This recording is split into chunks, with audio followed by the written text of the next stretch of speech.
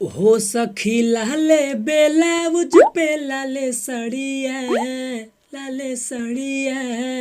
हो सखी लाले बेलाउज पे लाले सड़िया। सखी लाले बेलाउज पे लाले सड़िया।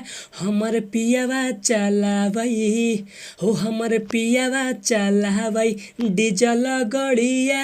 हमर पियावा चलावई डीजल गड़िया। हमर राजा चलावई डीजल गड़िया। हेलो दोस्तों, मैं राइटर सूरजपाल सूर्या आपके अपने YouTube channel Bhojpuri lyrics writer में बहुत बहुत स्वागत करता हूं। दोस्तों, अभी कुछ दिन पहले दीपक लाल यादव का एक गाना आया था, हमर पियावा चलावे डीजल गड़िया, जो कि मार्केट में अच्छा खासा रिस्पांस था उस गाने का। तो आज मैं उसी गाने पे एक लोकगीत मैटर और लेडीज़ मैटर लेके आया हूँ, जो कि बहुत गजब का सॉन्ग है। तो आइए हम चलते हैं गाने की तरफ। लेकिन इससे पहले जो भी भाई हमारे चैनल पे नए हैं वो फटाफट हमारे चैनल को सब्सक्राइब कर दें और बेल आइकन अर्थात घंटी को ज़रूर दबाएं, जिससे उनको ऐसे ही हिट मैटर सबसे पहले प्राप्त हो सके और वो स्टूडियो में जाके सबसे पहले गाना रिकॉर्ड करवा सकें।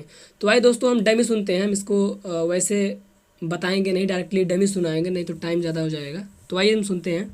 मुखड़ा है पिया गाल जब चूमे लागेला बढ़िया एला बढ़िया। पिया गाल जब चूमे लागेला बढ़िया। पिया गाल जब चूमे लागेला बढ़िया। सखी होला गुद गुदी होला गुद गुदी। सखी होला गुद गुदी लागेला बढ़िया। सखी होला गुद गुदी लागेला बढ़िया। सखी होला गुद गुदी। पहला अंतरा है धरे अकवारी तब उठेला हरिया। करेला मन कुछ दिल के भीतरिया है। ए सखी धरे अकवारी तब उठेला हरिया। करेला मन कुछ दिल के भीतरिया है।